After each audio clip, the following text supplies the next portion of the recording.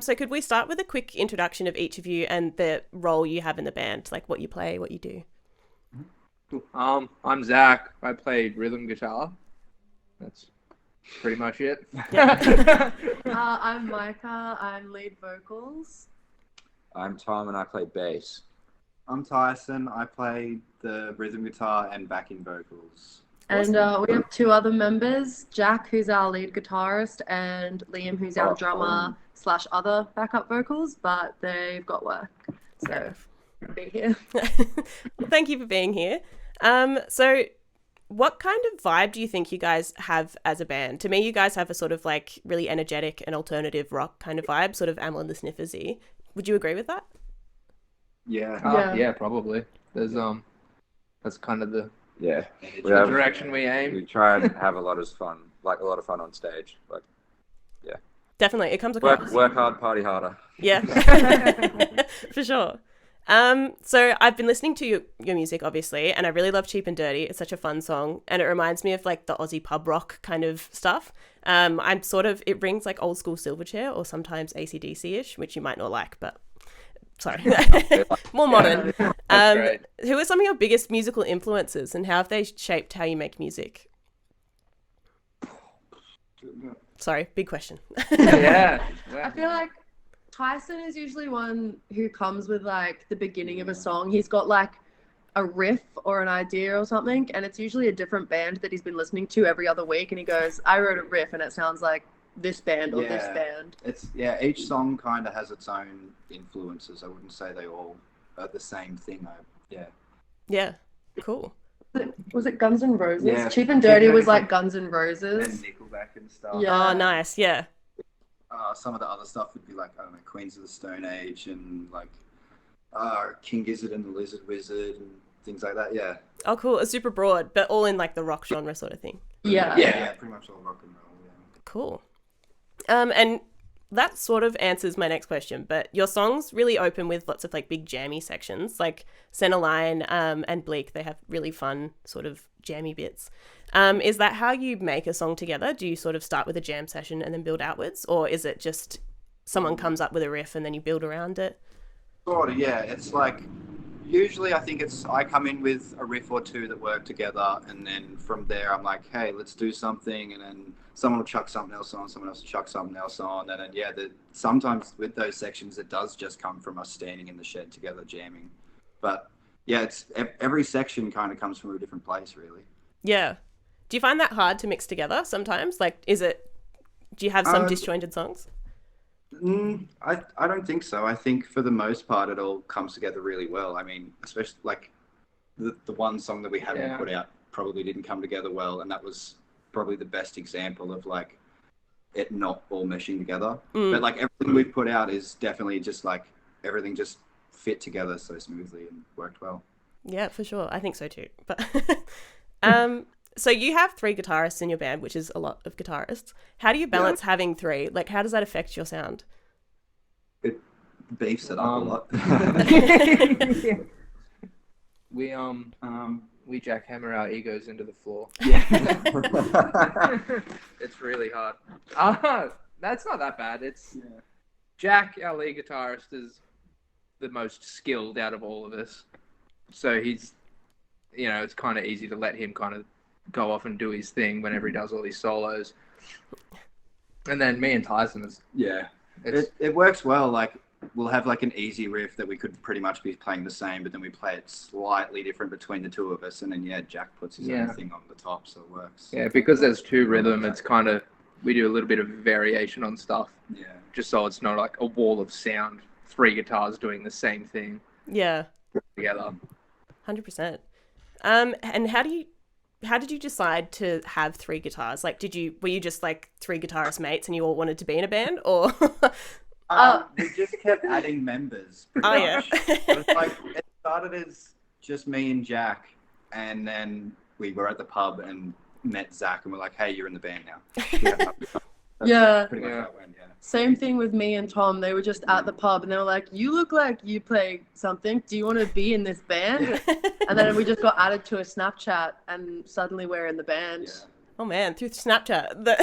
Snapchat. Love Snapchat. And then who would win in a riff off, do you reckon, between you three? Probably Tyson. Yeah, I'd have to say Tyson. Yeah. All right, I'll take it.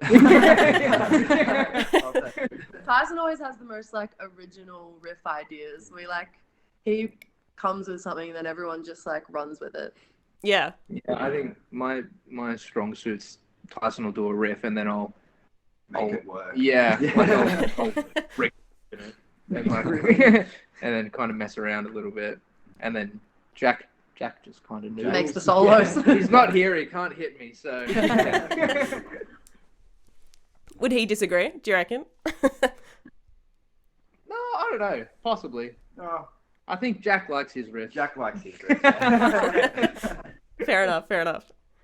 So you have a new song coming out on the 13th of June called Pulp. Would you be able to tell me a bit more about your song? Oh, that's Yeah, you me.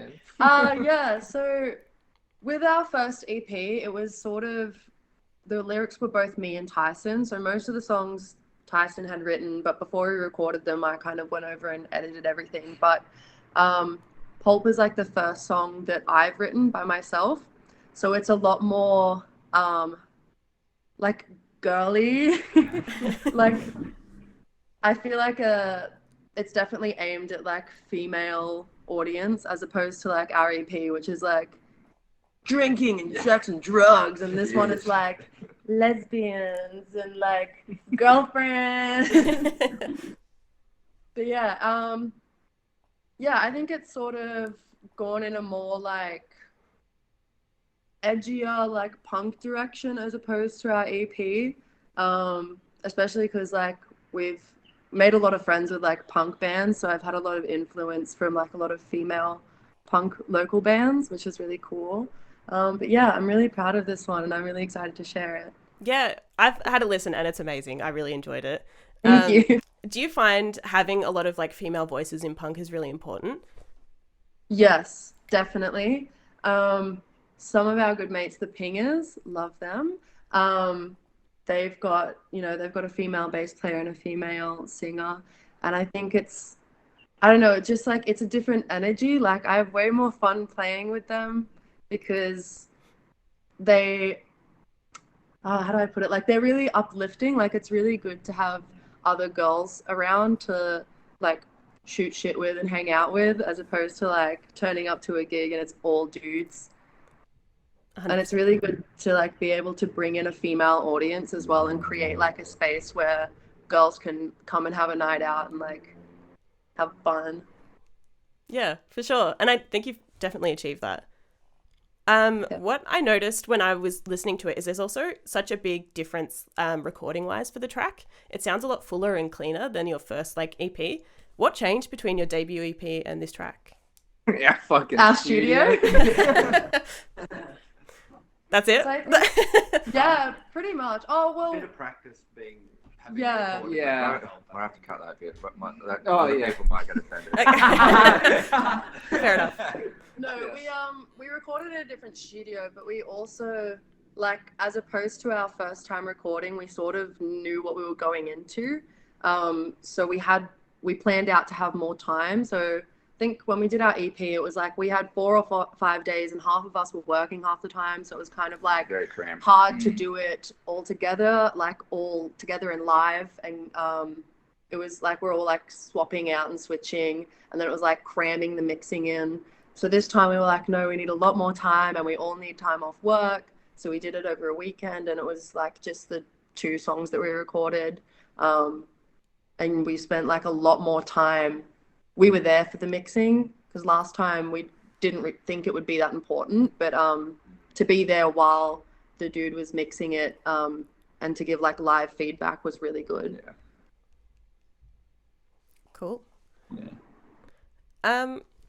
I'd also like to, since we're talking, Micah, your voice has a really amazing like rock quality sound to it. I really love it.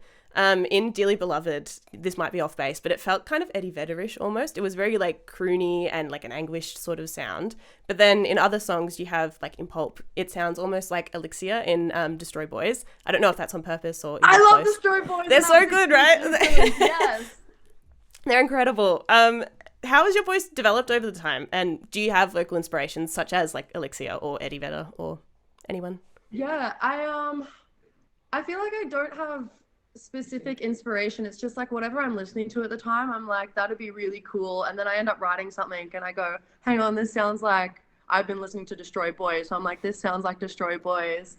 But I think being with the band, especially since we've been doing like practice every weekend and we do like gigs really often, I've gotten a lot more practice at like finding sort of my vocal range and like getting better with vocal control and figuring out what's easy and what works for me. And again, like a lot of those first songs were written by Tyson for Tyson. So it's sort of like I was trying to make those songs work for what they were written for, but like writing my own stuff, it just like is me now, which is really cool. Yeah, it really comes through. So, but you do a good job as well. Like either side, you did a good job in the first and then you've done a good job again. I also really love your lyrics. You were saying that you and Tyson wrote them. They feel really honest and raw and straight to the point. And I love particularly Dearly Beloved. I really like that song because you can carry such tough emotions with that very punk, like brutal storytelling. How does the lyric writing process sort of begin? Like it sounded like you guys worked together in the first debut EP. Yeah, so I think Tyson was like the original singer before I joined the band. So a lot of those first songs were written by him for him. So I don't really know exactly what your process was. Stay up late at night, cry, write something, bring the band. That's about it. It worked.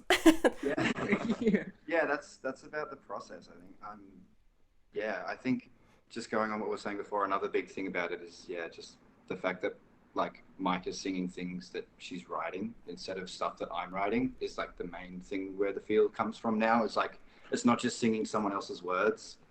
So I think that's where the change also comes in. Yeah, and I think some of Tyson's earlier stuff, we make fun of it now, but like it was pretty like repetitive because like obviously we'd never done original songs until we started writing them a couple years ago. So like we revisited those and I rewrote like the verses mainly. The choruses we pretty much kept the same. So there's a couple songs. Dearly Beloved, I didn't touch at all. That's fully Tyson's. But some of the others like Run By, we kept his chorus and then I wrote new verses and stuff. So it's a bit of a mix. I think my process is like I have like an idea for maybe like one line or a phrase or a word and then they all jam in the shed and I sit in the car for a couple hours and like smash something out. That's usually how it goes. Cool. Amazing. It's so interesting that you have such different styles, but they also, I couldn't tell that there was two different songwriters between the two, like the new song and the EP. So you guys have a similar voice, but different at the same time. Yeah. You've also toured extensively and I heard a lot of it was self-booked. What is that experience like as a small band? Stressful.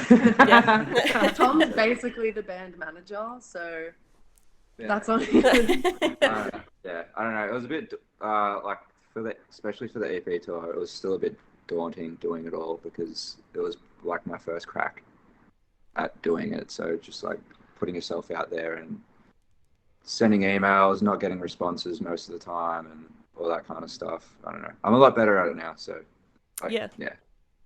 No, it's Do you have advice to anyone who's like trying to pitch themselves out? Oh, geez.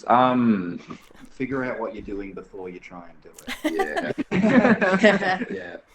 I guess like specifically like emails when you're pitching, just trying to be like as personalized as possible. Having like a good EPK, like, oh my God, we didn't have a fucking EPK. Making everything look as professional as possible and being direct about what you want, and that would be my advice. Yeah, awesome. Thank you. I also heard that you opened for June Rats with Dizzy Death Raids in Bondi. That sounds really incredible. How was that experience?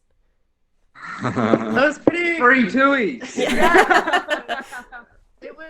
We won a competition because it was sponsored by Tuies as like a get local bands into pubs again and stuff. So you had to submit your band playing the Chewies theme song. Oh, cool. So we just did it in the shed, and then I did a shoey of Tui's. And they chose us, and we picked the Bondi show. And that was pretty cool because, like, we hadn't played to that many people before, even though, you know, we're the opening band and no one really cares. And they turn up later to see, like, DZ Death Rays and the June Rats. There was a couple people who came early and watched us and, like, bought a shirt or a CD or something, which was really cool. And then we got really drunk. It was great. Best of both worlds. Yeah. Yeah, we stayed at the hotel as well, so that we didn't have to go home afterwards. Got to like cool. meeting them was cool. Jack got to like hang out with Danny for a bit and like play guitar with him, sing some cool. beers. So that was they were really cool dudes. Yeah, they were lovely. Yeah. Oh, that's so good. I also really love listening to your live album at Traveller's Rest. You guys are really tight as a band together, it sounds like. How do you guys prepare for a gig like that? 2 cases of beer. I think that's like the drunkest they have ever been and played. Really?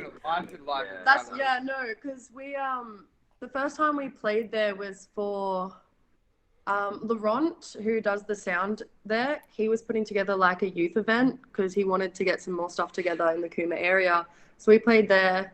We met like the guy who ran the bar, and then met the Pingers for the first time. Met the Pingers for the first time there. That was cool. And then we were like, oh, this place is sick. Let's come back and like when we release our EP and do our release show here. And the bartender's really cool. And every time we'd go up for a beer, he'd be like, not until you've had this shot. So just like feeding us alcohol all night. And then we played. And Laurent was really nice. He recorded everything live and then he mixed that one for us and sent it to us, which was really good. Because I think I kind of prefer the live sound because it sounded a lot more raw and like warm and stuff. Because like, compared to being in the studio for the first time, we're a lot more comfortable on stage doing it all live, all together. So yeah, that was really good. Yeah, like on the EP, like when everything was recorded, like we didn't do it all live, like it was piece by piece, which shouldn't have done that. So it does sound better in that sense, yeah. But typically when we're preparing for a gig, we usually do a full practice beforehand. We try like each gig. We try to, we practice pretty much every weekend. Yeah. We like to say that we just drink and shit to prepare. We do actually practice a lot beforehand. You've got to practice to play, you know. Yeah, practice to play hard. We like to have fun, so drinking does help with that response. We even like we keep all our set lists and like categorize them and like try and keep everything fresh and new. Yeah. Yeah. Oh, cool. Try to make like little extended intros and outros for this song or that song, or like just a jam in the middle where we like got our wirelesses and run around and try and make it as entertaining as possible each time. Yeah. So it's not the same show. Yeah. That sounds so much fun. I'd love to see you live one day. Hopefully I can. You also, in that live album, had a Rage Against the Machine medley, which was super cool. How did that come about? Like, you huge fans? I was just listening to a bunch of it and I was like, I'm just gonna make a 12-minute long medley. And then I tabbed it all up and stitched it together and I sent it to everyone. And they're like, oh yeah, cool. Yeah, we'll do that. It actually come together really good. Yeah. And then we played it. We did at the Gasoline Pony in Sydney. We played a show for Gaza Aid, and unlike a lot of bands that just like rock up and play Killing the Name just randomly, like we actually like said some political things, like change lyrics, change lyrics, and like it's a good opportunity to kind of say something. You do want a rage song, man. Yeah. Especially a 12-minute one. Yeah, 12-minute one. You got 12 minutes to say something. No, it worked. I couldn't even tell it was 12 minutes long. I was enjoying it the whole time. So you've done such a good job with that one. And you've also got a gig coming up on the 20th of June at Bootleggers in Newtown, Sydney. It's also a fundraiser for endometriosis research, which is amazing. Could you tell me a bit more about why this is important to you as a band? Michael. Yeah, so beginning of April, I went in for surgery to remove my stage 3 endometriosis. It doesn't mean it's gone forever. It can come back. It just means I'm good to go for now. But I had a pretty easy time getting diagnosed and treated, which is crazy because normally it takes 6 to 10 years. Weirdly, I was lucky that mine was so bad that they could see it, because then they could give me surgery like straight away. But yeah, it's just kind of stupid how many women suffer with this, and like no one knows anything about it. So yeah, when I was in this hospital recovering, Tom messaged us and he was like, we should do a fundraiser for our release show and put everything to Endometriosis Australia. So that was kind of Tom's idea, actually. Amazing. Yeah, thank you for that. Thank you for sharing as well. That's all good. So to finish up, actually, what's next for Loose Surface? That's a very big question. But do you have future plans? Another beer. Got a pretty stacked. Yeah, year it's actually planned out. pretty busy. So yeah, we got the single release next Friday, which is also the exclusive premiere next Monday. Mm-hmm. And then the week after that, obviously, is the show at Bootleggers for Endometriosis Australia. And then from like the 5th of July to like the start of August, we've got like shows nearly every Saturday and Sunday as a part of the Indie Sounds tour compilation album. It's like a Mark Fraser from Vinyl Records. He does like this thing where he does like indie sounds from Newcastle or indie sounds from the Sunny Coast, and he's doing indie sounds from the Gong and surrounds, which is like a compilation album. You get like 20 bands from the area. Everyone puts a song in, and then he like presses it on vinyl, makes CDs, makes merch, and then he takes it on tour. So like all the bands put their availabilities in, and then they just go around the state and tour it. That's cool. So we got like 8 shows in like 1 month. So that'll be fun. Yeah. We're also opening for Fangs at Lala's on the 5th of July. Yeah, that's right. So that'll be pretty big. July's pretty stacked. Yeah, July's very stacked. Thank God it's bloody uni break. 16 gigs in the next. Yeah. And then August we'll have another single release, and then we're hoping to put out like another 4 singles by the end of the year.